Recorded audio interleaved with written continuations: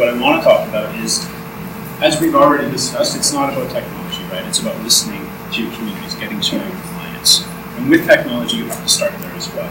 Technology is more than just social media. When we talk about tech, people start thinking about, okay, Facebook, Twitter, Instagram, Snapchat. It's much more than that, and we have to expand our idea of how we're using technology.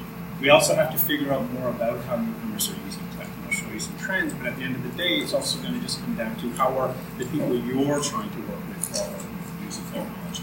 How are they finding information in their daily lives? What does that mean for how you approach them and the trust, the credibility, the pathways, and things like that? Talking about just, we know that a lot of newcomers are more connected in a lot of ways than Canadians, or are differently connected, but it doesn't mean that they're any less vulnerable.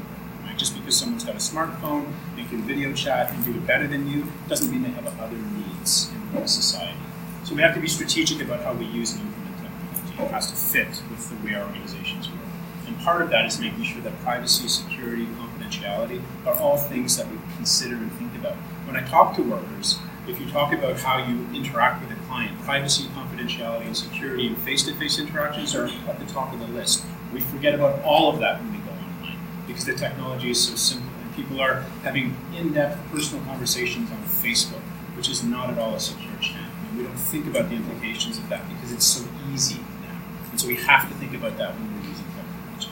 So you've heard about this already. I'm going to go through it a lot with Wayne, and Nadine talked about it a lot. We have to listen to our clients. We have to find out who these people are, what matters to them, how they can be reached, and what's stopping you from getting to them. And some of the ways you can do that are, as I've already talked about, having these conversations, getting to know your clients, having them be part of your planning, even around the use of technology. There's great examples. Pathways to Education, for example, is having a lot of trouble reaching to their youth clients. They were phoning constantly. They were getting full mailboxes. Staff were spending hours and hours and hours on the phone, especially if something, for example, was canceled. And people had 100 client caseload. They were making 100 phone calls. So they started to sit down with their clients, and they weren't reaching them, right? Because youth weren't using their phones in that way. So they sat down with their clients. They created a little internal committee, and they watched and asked how they use the technology. And they shifted everything to Facebook, with the caveat that that was for broadcasting, not for in-depth service interactions, but everyone created a work account, and everyone started friending their clients. So you had a caseload on Facebook with the very specific caveat that at the moment anything became personal, we shift off of Facebook to another more confidential channel, whether it's the phone or in person. But what it meant is if they needed to get a message to everybody, it was a one-time thing. At the end of the year, after they got everybody on board, they evaluated and found that they saved the equivalent of 2 full-time positions in human resource time because they weren't all chasing their clients all the time. So it opened the staff up to actually providing the work and services that they were more interested in, more able to do, and more relevant for their clients. So technology freed them in some ways and allowed them to do that work. And I think that's really important when we're looking at some of this, but it was done with their clients, talking to them, figuring out how they could be reached and how they preferred to be communicated with. So if we're asking clients any questions, and a lot of agencies don't do this, one of the most important questions at the point of intake or needs assessment starts to need to be, what are your preferred methods of being communicated to? You're not going to meet them all, but at the end of the year of asking that information, how many clients do people serve in your agencies over a year, ballparks? We've got 176 families, so that translates into 790, and that's not including the 800 community members that come to that. 1,500, 2,000 people. Others? 30,000. So 1,500 to 2,000, or 30,000 points of data. Can you imagine at the end of the year you go through and you say, oh, 80% of our clients want to be texted. 30% of our clients want WhatsApp. 20% want this. 50% want that. You have at that moment the data to make the pitch to your board, to make the pitch to your funder about how you might shift your communication.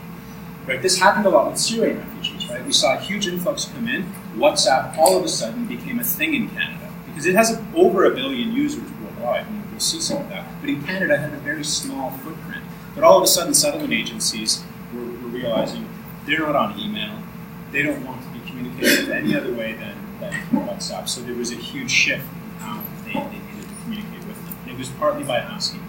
So, is anybody here familiar with popular education or comes out of this school? You've seen this, the spiral. It basically, this is how we have to approach our service and our outreach. You start with the experience and the knowledge of the participants, right? So with technology, it's exactly the same. You start with what they know. You don't say we're on Facebook and Twitter and LinkedIn because every other agency is on Facebook, Twitter, and LinkedIn. And we all have those wonderful little icons at the top, and we wonder why do we get no followers? We get no likes, and no one's following our page on LinkedIn. Because we didn't start there. We started with the competition amongst agencies about we're all on Facebook, so I got to be on Facebook, and then the pressure, right? So with technology, you start with them, and like I said, if you're taking those points of data, 20,000 people telling you how they prefer to be communicated with, you identify those patterns, and then you start to add, in this case, new service approaches or new outreach approaches. If people are telling you that it's one piece of technology or another, or one network or another, you start to add that in. And just like we would do for any kind of project, you're doing a needs assessment and trying to figure out the best way to reach people. You need to be doing that with your new technology as well. When it comes to digital marketing, this is just a really quick, you're going to go through an outreach plan, which is great and comprehensive. At a glance, you can do this in 15 or 20 minutes for an approach to help you think through what you need to know about reaching someone. I mean, this works for any kind of marketing, but in digital marketing in particular, who are you trying to reach? You have to answer that first, and you have to narrow it down. Like Nadine said, you're not trying to reach Syrian refugees. You're trying to reach female Syrian refugees who came as GARs, or female Syrian refugees who were privately sponsored and are now past month 13, for example. Or you're trying to reach LGBTQ refugees from Iraq, for example. As specific as you need to get is exceptionally important because that's going to change the channel. That's going to change where you're going to come into them. So where are they on their customer journey? In this case, your client journey. Have they just arrived? Have they been here for 3 years, come to you and said, I've been here for 3 years, I'm so lost, I still feel like I'm not settling, I'm on the cusp of citizenship, but I feel like I've spent all my money. We've had those conversations with people. So where they are matters. What are the channels where they're interacting? What are you trying to do with them? And how are you going to measure the impact of doing that? If you can't answer these questions, what value you bring to them, you need to do a little more research. If you don't know if you can identify the audience but don't know where they are or where the channels are, that's a great indicator that you've got to start talking to people, you've got to start asking those questions. So it gives you, at a glance, a really quick and dirty way to start thinking through what are really big questions, but puts them in sort of a quick little one-pager for you. So technology is not just about social media, it's impacting everything we do in human service work. So whether you're serving, doing information referral, whether you're marketing or you're collaborating with other partners, you're sharing information, you're doing project management, if you're transferring knowledge within your own sector, for example, all of these things, technology is making it easier and easier to do. And I want us to think about how what we do offline can translate online. So one of the easiest ways to think about the different kinds of technologies is to look at, if I'm doing workshops offline, what does that translate to online? It could be a webinar, it could be a full course, it could be a video archive of some recordings that we've made, it could be other people's videos that you take and you put into like a little bit of a course. For example, if you're looking for inspirational videos, grab a few TED Talks, embed them on a web page, and you've got the beginnings of information for people. If you're doing a needs assessment, how can you start doing that with clients online? You can do it via email on a low level because it's not secure. You might be able to use WhatsApp. Maybe you're doing video assessments. We know Toronto is huge. It took me 35 minutes to come here on transit. So if I came to, if you were the agency I was coming to, that's over an hour of travel for maybe a half hour to an hour meeting. How can we cut down on their time by using video, for example, or other forms of technology in order to have the same interaction we have with you as long as they're comfortable with it? One-on-one counseling can shift into password-protected portals, video counseling, text even, audio back and forth. Settlement planning people are creating websites that are password protected or membership platforms. People see the Orientation to Ontario checklists and settlement plan on the settlement.org site. So settlement.org and Orientation to Ontario, they have an actual settlement plan that people can log into and create their settlement plan and start. It walks them through. Here are the things we think you should be keeping in mind, because half the time settlement is I don't know what I don't know in terms of what I need to know to navigate the system, as we talked about earlier, for example. If you're doing referrals and things like that, you can use social media or messaging or online databases or other websites. Similarly, if you're running an entire course, if you're running a 4-week course, that's a lovely 4-module online course. We did that at El Paso once. We got funding, as we always do in our sector. We got 1 year or 2 year funding to train everybody in how to work with clients around domestic violence. So we ended up, it was 2 days, four modules. We ended up with a 300-page PDF. So the first thing we did is we threw the PDF online, because at the very least, everyone should have access to it. And then we said, well, how can we break this into something, chunk it out into more manageable pieces? So we took each module, we threw it into a free learning management system, and we said self-directed, just go through it, and you'll read through. We added some videos to break it up a little bit, just by taking, we all have it now, right? You can take this, and you can do a video interview, and the quality is fantastic now. You don't even need external mics and stuff like that. Just hold it up to someone and start talking to them, or have them start to talk, and you've got the beginnings of a video that you can upload to YouTube and embed on any website. And after we put it back out into the community, we were able, because this is the other thing with technology, there's lots of metrics, lots of measurements. It tells you how many times things have been accessed. We use that information to go to a funder and say, this is still relevant.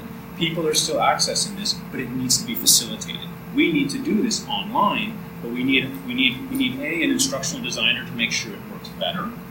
And we need a facilitator to actually teach this once again. Since then, it's still on the Learn at Work website, the OCASI website.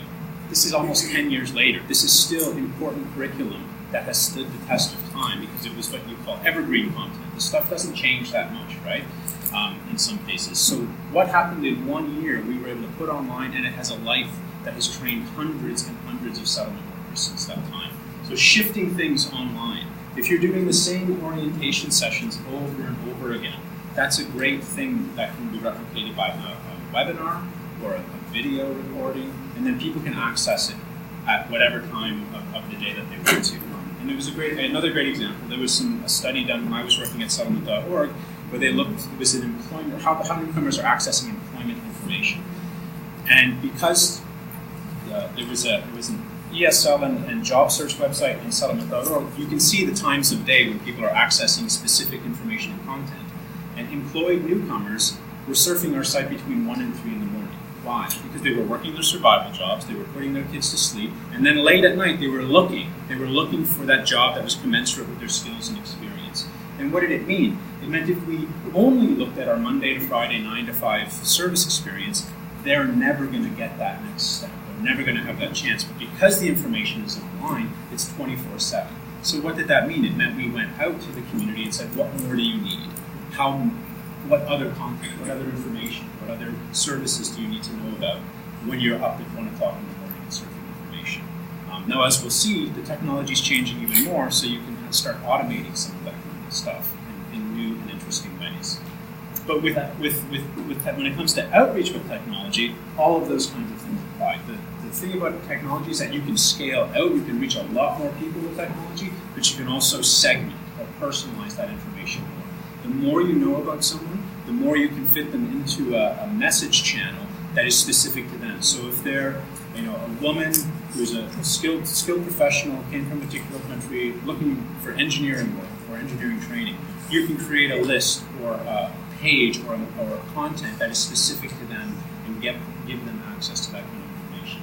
Websites, social media, webinars, recordings of webinars. So don't just run a webinar, but make sure you record it, because then it becomes an archived video that other people can access, right? So again, with technology, once you've done something once, you can reuse it many, many times, just like I was saying with the LMS, for example. Texting and SMS, let's not forget about technologies that are second nature to us in a lot of ways. Email, the phone, texting. These are all things we don't even really think about as technology because we use them so often in our daily lives. They can be incredible ways and tools for you to reach out and engage with clients. With texting, you can broadcast text, right? There's technologies that you use, it's on the website, and you have people sign up instead of email, because more and more people aren't signing up with email. They can sign up with their phone number, and you can text them relevant information at a time. You can also have, as staff, texting relationships with your clients. But again, that means having a work phone. It means not using a personal device, which is still an ongoing challenge in the sector, and that's a resource issue. and security and confidentiality and a client boundary issue as well. But the reality is all of those things can become more and more important as tools. Messaging as well, so Facebook Messenger, WhatsApp, Viber, Telegram, these are all increasingly utilized messaging tools, mostly again used more outside of Canada, but again, those are the people who are coming here who we want to serve, so we've got to figure out if they're using that, how do we use it? If you're serving clients from China, as we'll see in a little while, you're not going to use Facebook Messenger or WhatsApp, it's WeChat, right? Because that's not what they have access to because of the great internet wall in China, as they call it. They don't get access to the same kinds of media that we have for various reasons. So you need to make sure you're serving them in the way that they're accessing. Don't forget about traditional things like advertising. If you're a charitable organization and you're not connected to TechSoup Canada, you need to talk to your managers about that because A, it can get you cheaper technology such as software, but it also gives you access to $10,000 a month in Google ad grants.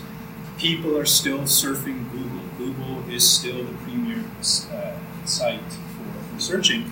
$10,000 in ads on Google will put you at the top sometimes of the list. And there's lots of nonprofit consultants as well as within TechSoup and tons of webinars and archived content about how to do an online ad. Same thing with online social media advertising. If you know your clients are on Facebook, right? You don't do it on Facebook until you know that's where they are. You can target them. If your clients are on WhatsApp or WeChat, increasingly advertising is something to do. Or if they're on LinkedIn, you can do, because of the amount of information we all give away on social media, you can use that to really target people and to get your message to them. Also search engine optimization. Yes. So search engine optimization is basically your web pages have the words that people are looking for, in essence. So you're using, and it came up earlier, we don't use our acronym soup in our language. We use the language that clients are using, right? And then you notice that's, and again, that's partly by talking to them and observing them. How are you searching for information? How did you even find us? And then you make sure that the information you're putting out there matches those kinds of terms. Excellent point. Okay. The other thing, as we talked about, this is really important online, and it's actually potentially slightly democratizing when it comes to the power imbalance issues around community leaders and community influencers.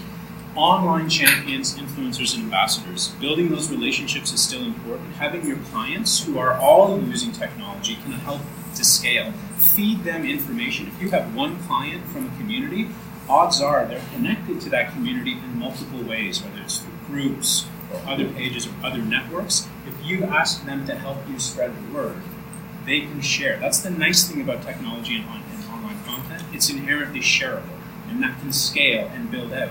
It also addresses issues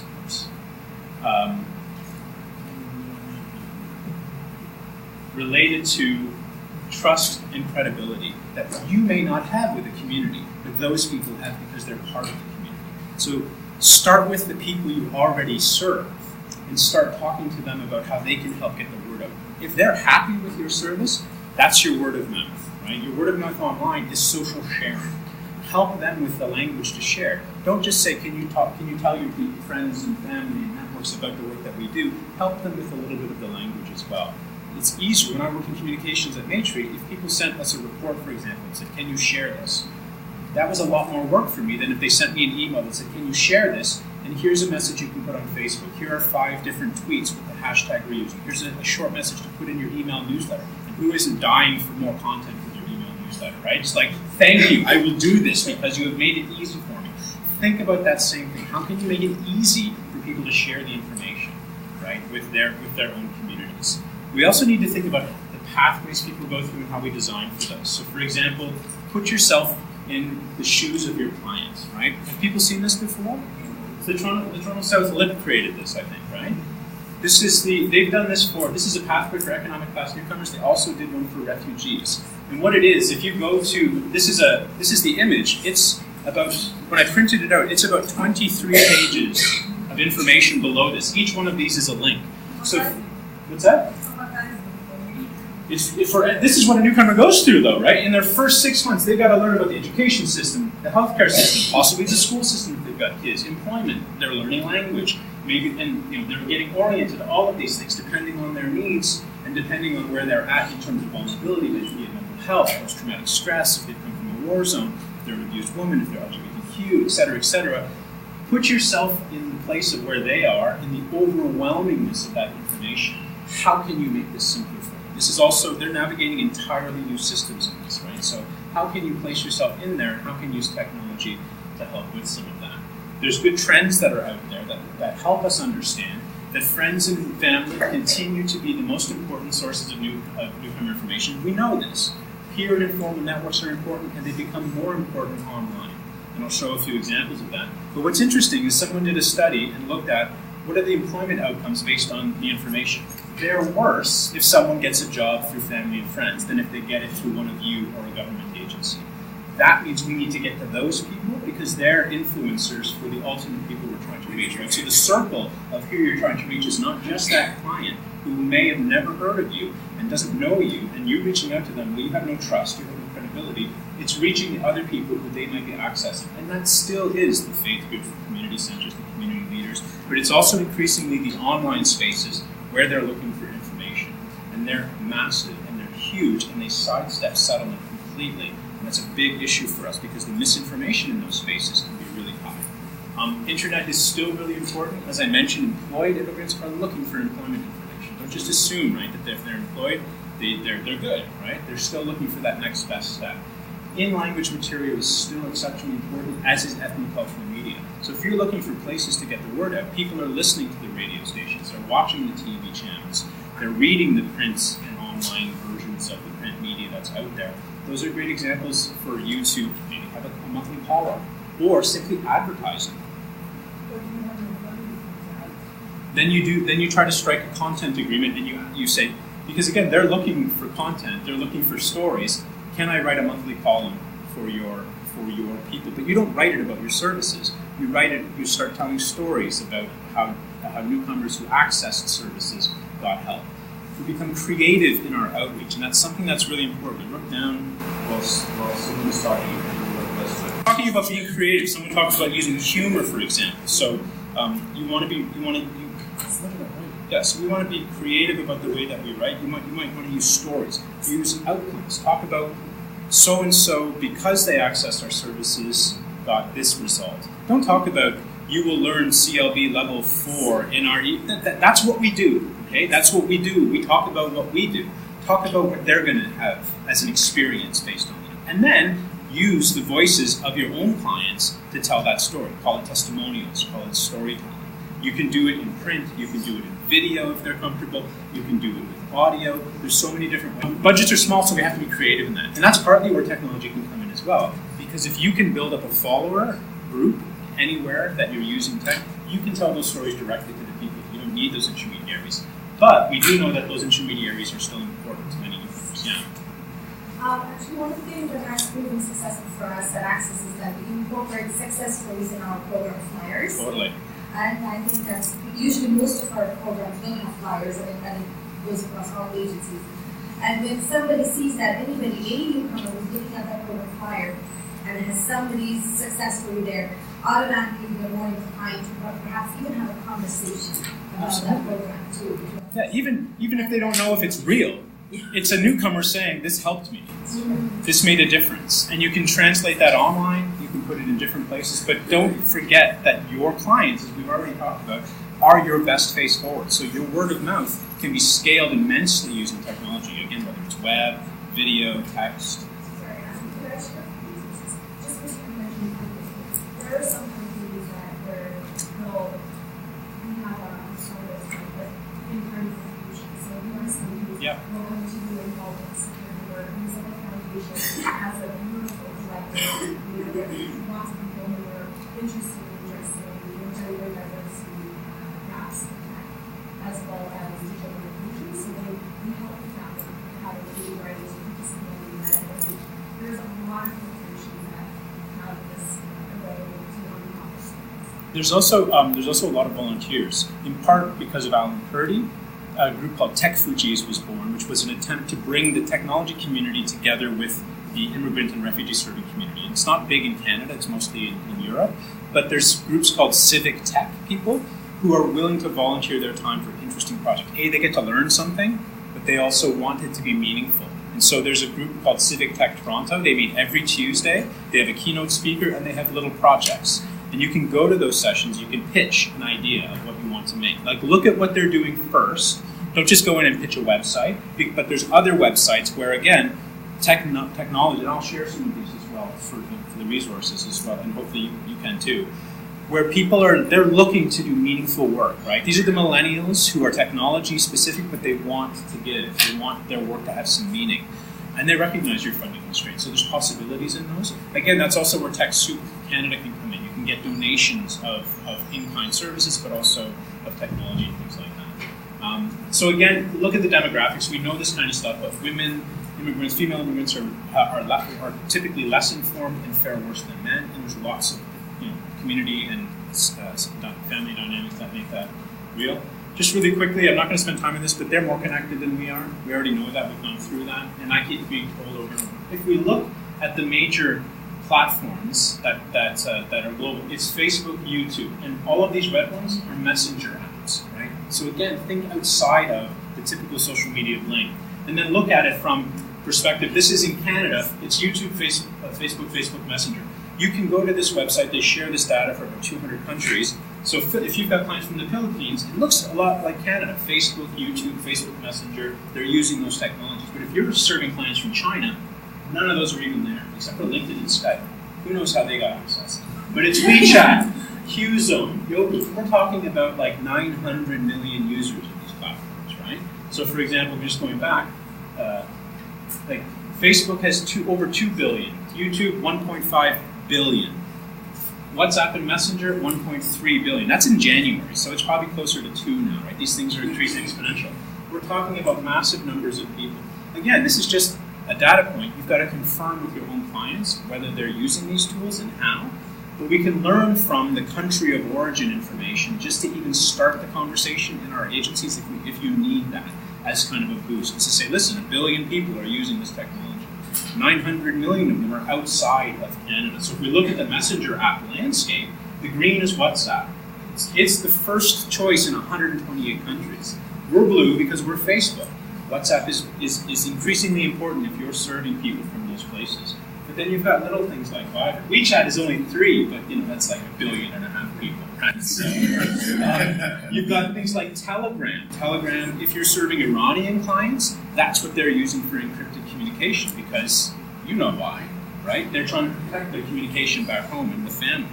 So we go through, and mobile is the other thing. If you look at this, I love this. It's mobile connectivity. In Southern Africa, they have 147%. That means most people have 1.5 mobile connections, right? That's not in Canada. In Canada, it's about 88%. So in most of the places you're serving people from, it's mobile first, but not just smartphone, right? So if you're serving people from parts of Africa, it's more of the feature phones. Even parts of India, where they can't necessarily afford some of the smartphones, it's feature phone kind of stuff. The point is, that's texting, that's messaging. You have to rejig how you communicate with people if they're used to talking on a very small device, for example, in a different way than just say, go to my website, right? You need to figure out the tech that they're using. I'm just going to go through this quickly. Smartphones. So there's smartphones, and then there's your old flip phone, just like a little screen, and you had to press the number 3 times to get a C, right? That's a feature phone. So that's what they call feature phones. It's the old kind of phones, basically, which some people still use, right? So but in places like Africa, and if you think about it, if you're serving clients from Rwanda, well, Rwanda has development issues. They couldn't build an infrastructure of phone lines, so they just built cell towers because it's cheaper and everybody's on that phone, right? You've got people in poverty, vulnerable people in India. They'll choose that phone over running water because it's how they're bartering, it's how they're making money, it's how they're getting the next job, it's how they're doing commerce and stuff like that. These trends in other countries are really important for us to keep an eye on. But again, you confirm all of that with your clients. Don't assume that just because they're from somewhere. And again, diversity in a place, right? You've got to confirm it. So this is just to show you, this is a bit of the lay of the land of some of the immigration and settlement specific online networks that exist where 500,000 people in some cases are having conversations that you're not part of. Right? This is an immigration, CanadaVisa.com is an immigration consultant's website. And he has an immigration forum where about 70% of the conversations are about how do I immigrate, but they're not done. they started getting questions about, okay, I'm here, now how do I settle? So they've got a whole section about settlement, and they're probably selling their services to these people. That's why we having a place like this, having an outreach presence in a spot like this can increase your ability to reach people. Canadian Desi, and I know I always mispronounce that. If you're serving South Asians in the GTA, you need to be on that website because they're having these conversations. They're a self-made community, and that is an ugly website. That's very Web 1.0, but it doesn't matter. What matters is that over 100,000 people are talking to each other. And so what you'll see, and this is part of the culture of these spaces, is that you can't just go in and say, here we are, come get our services. You become part of the community. So a great example, when I was at settlement.org, I used to monitor these sites, and there was this real estate agent, this Canadian, is it Daisy? Someone help, thank you. On this site, who would go in and answer people's questions about how to buy a house. And he didn't say anything about his services, but at the bottom, he had a little signature, right, with his phone number and his website. And the website didn't just go to his homepage. It went to a page on his site for newcomers. So the handoff for him was, oh, I'm going to read this. This guy was helpful to me. I click on the link. Basically, it was like, hey, newcomer, welcome to my page. It was a seamless transition, because you can do that. Why would you lead someone who's talking about housing to your main homepage? If you're talking to them about employment, link them to your employment page, right? And I guarantee you he got work out of that and clients. But what he did was he was helpful. He answered questions. He didn't sell. And if he did, they would have kicked him off, because these are the informal rules of these kinds of sites. Is you can't just come in and sell. You have to be helpful, and then you can pitch your information and stuff like that. Now, what's interesting is that these are the public ones, and they're in every language as well. Some of you used a website like this when you came here in a different language. They're becoming harder to track and more private. So WhatsApp groups, Messenger, Facebook groups, Telegram groups, all of these are things that are not in the public domain. Right? WhatsApp groups have a maximum of 256 members, so they're small. You have to know about them or get invited to them to be part of them. You're not going to get invited to a lot of these as a service provider.